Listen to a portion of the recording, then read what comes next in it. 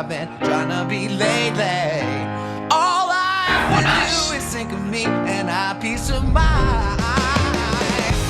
I don't wanna be anything other than what I've been trying to be lately. You can expect more of that. All I wanna do is think of me and have peace of mind. I'm tired of looking around. Nice hands. Nice legs. I'm supposed to be. I Hey. don't wanna be anything other than me.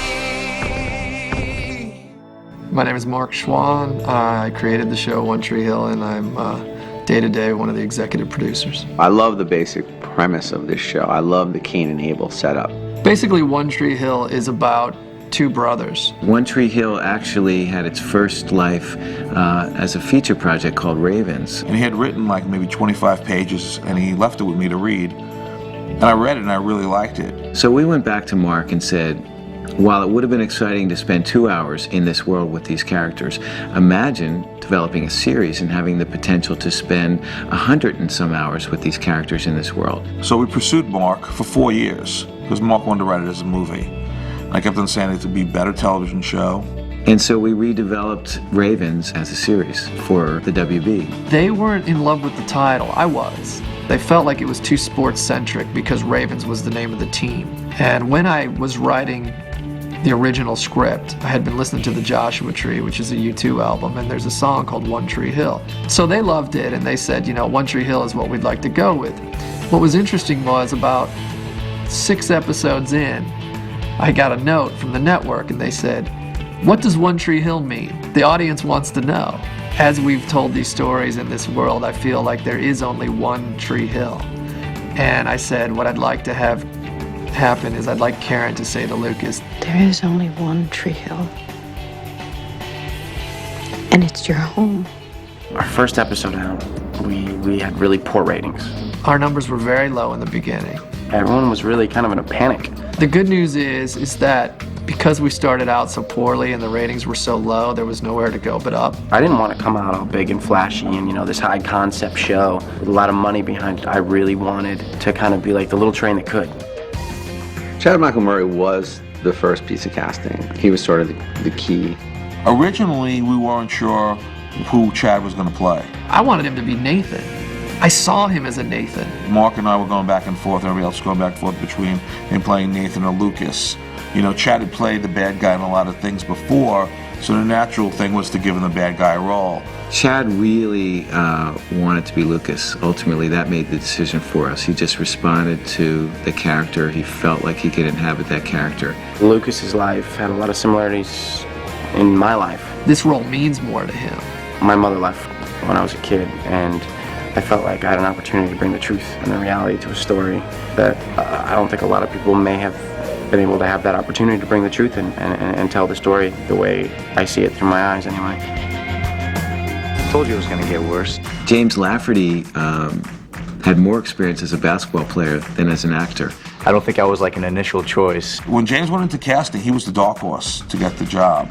I had to go through probably 5 or 6 auditions to actually get the part. James is a kid I had screen test for The Perfect Score and didn't hire and sort of knew about, and he came in and read for us, and we were like, we weren't really sure, and sort of gave him some notes, and we were going to bring him to the network only because we just didn't have the guy. And I didn't think that my auditions were up to par, but they sort of gave me a chance. ultimately, he came into the network that day and blew us away, like surprisingly blew us away. We had met Hillary Burton in casting the movie Radio. She was coming off her MTV work, really hadn't done much acting, was principally a television host, but she had a remarkable quality. I think it was nice to play a character that, one, wasn't necessarily everybody's favorite at first, you know? It was nice to try to win the crowd over. I was surprised at how much they resented Peyton in the beginning. She, I think, made a lot of people angry when our show first came on the air because they're like, okay, cheerleader who likes punk music, who's an artist, who's dark and moody but still popular, this doesn't exist. I couldn't understand why the audience resented her so much. She was a kid making mistakes just like all the other kids. But she seemingly was miserable and had a wonderful life, and they resented her for that. In everything I've ever done, I've always played the bad guy. And she was the bad guy in the first episode, you know? She was a jerk. We had to strip the character, strip all the severe sort of edginess away from the character, and we made a conscious effort to make her the moral center of the show in the second half of the season. The audience started to like her more too, and they didn't quite know why. Would you say yes if he asked you out? It depends. What song is playing? Am I in a good mood? Is he smiling when he asks, or is he doing that goofy brooding thing he does? Oh, you know, I think he's definitely doing the brooding. He does it all the time. There wasn't enough humor in the beginning of the show. We were really, really earnest, and I think Sophia added a lot of humor to the show. Hey, you. Don't mind me. I just have to get out of this uniform. And I think that's what people really gravitated to, and she was a real spark for us. She wasn't brooding, she wasn't pouting. We didn't know a lot about her, she was a bit of a cipher, but what we did know was fun. Brooke is sort of your quintessential fun girl.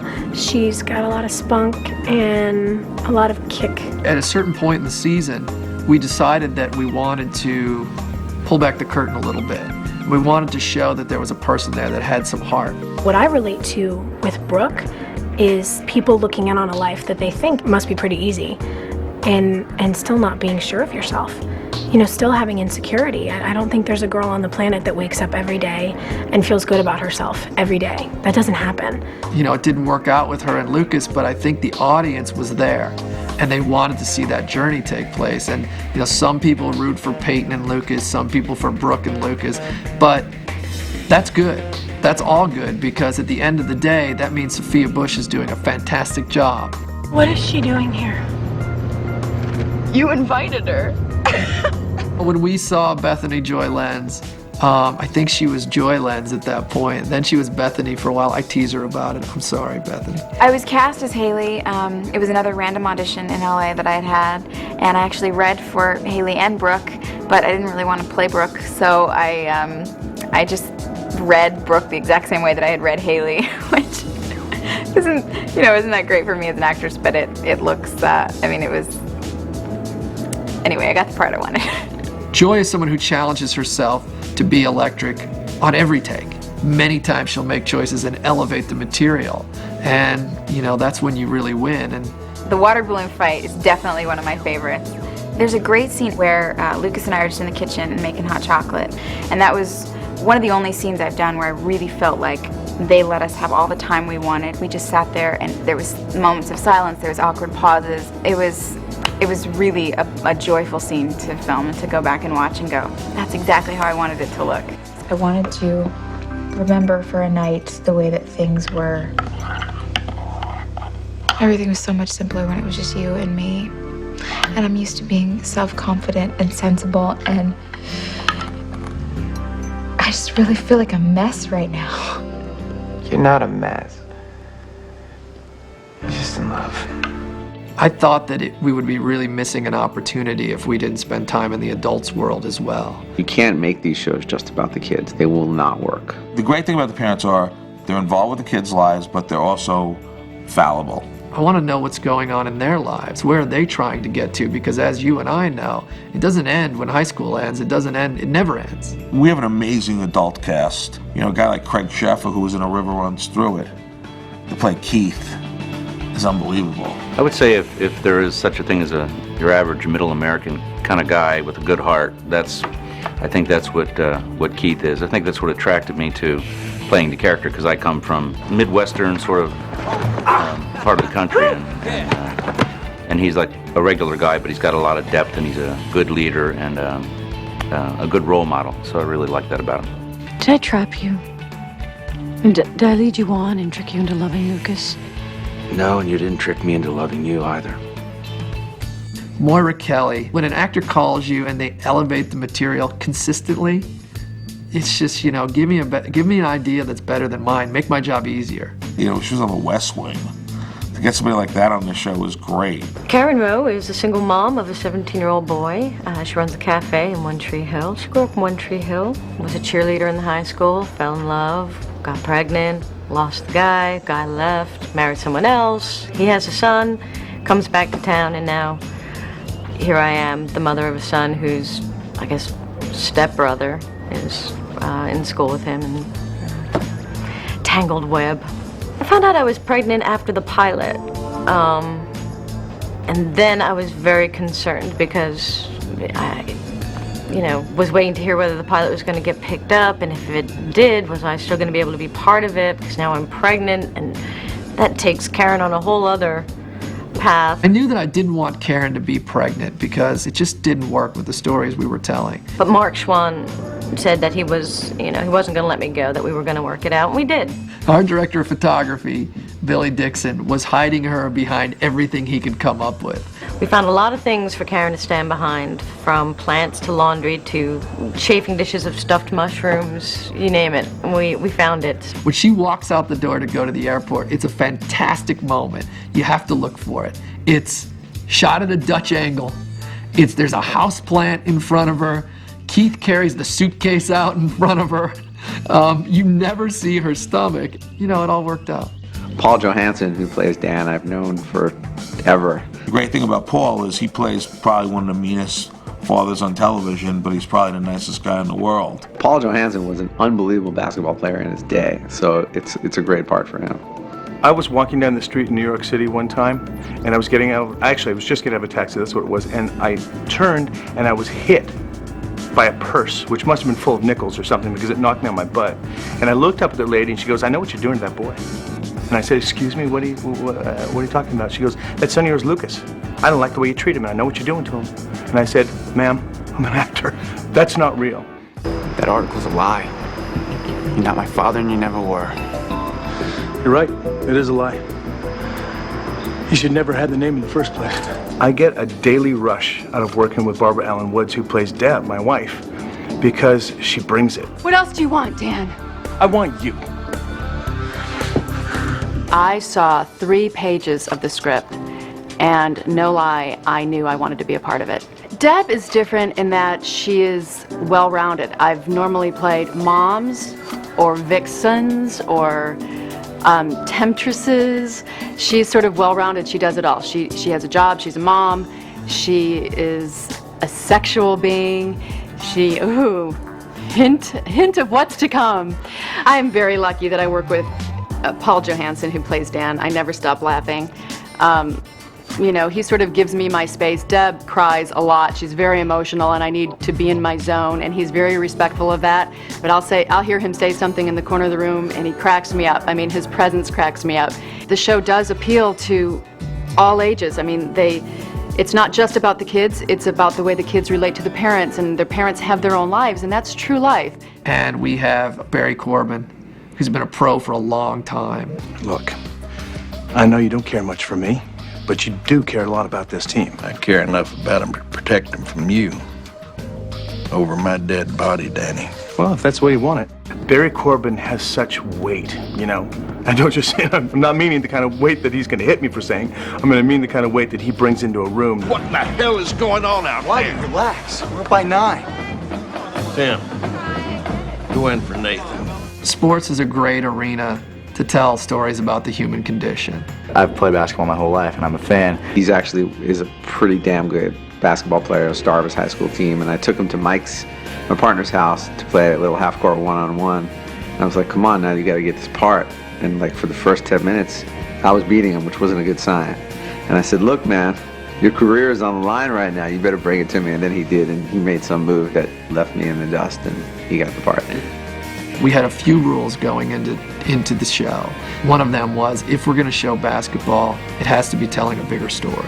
To be able to use basketball as a way of putting these 2 boys together, a way of Lucas having to deal with not only his past, but his mother's past, and mostly his future. We started to look at gyms in Wilmington while I was location scouting, and we walked into a gym that was okay. It was nothing special. And they said, "Oh, by the way, Michael Jordan played his high school basketball here." I said, "Okay, we're done looking. Well, this will be just fine." I think Chad will tell you he was relatively inexperienced as a basketball player and came a long way. So in the second episode of the season, we open on a tugboat coming down the river, and we drift over with the Steadicam to pick up Chad in close-up. And he's got to hit the shot. It's a oneer. We don't cut. And he hit it. He hit it like 3 times in a row. I mean, if he misses it, you have to reset a tugboat in the river. One of the components that's, I think, really helped One Tree Hill achieve its level of popularity is the music in the show. When we decided to construct the show, we decided to make music a big part of it. I think kids really have a score to their lives every day. I really feel like we have the best music on television. This last year, we got to break some good artists like Gavin DeGraw, who does the theme song. And the greatest part about the music on the show is what we have done for Gavin's career. I mean, here's a guy who was done. You know, he had a record that maybe sold 50,000 units and was finished, and the show, you know, made the record big, and he just, you know, went gold. And but then to get a call later in the year to have Sheryl Crow want to come out there and play, and come to Wilmington on Super Bowl Sunday to play for us and be in the show was, for me, a high compliment. We're noticing by putting the music in the show that television is becoming the new radio right now, and it's the place to find new music. We're able to take more risks than radio is, and even MTV, because, you know, our show is not driven and doesn't depend on the music. The music is the accent and the soul of the show. You know, we can tell stories so much better with the right piece of music and the right camera movement, some gorgeous lighting, and some longing glances than I can do with pages and pages of dialogue. There was a Dashboard Confessional song called The Places You Have Come to Fear the Most. It was very interesting to me. The song essentially says, what happens when your safe place becomes the place you fear the most? And that's what was happening to Lucas in basketball. And so once I used that title for the episode, I thought we should try to use song titles for all the episodes. And if we could find something that was thematically appropriate, all the more better. This show came so far, and while we have an enormous journey ahead of us, we haven't scratched the surface of what we can do creatively, and I genuinely feel like we have a long way to go.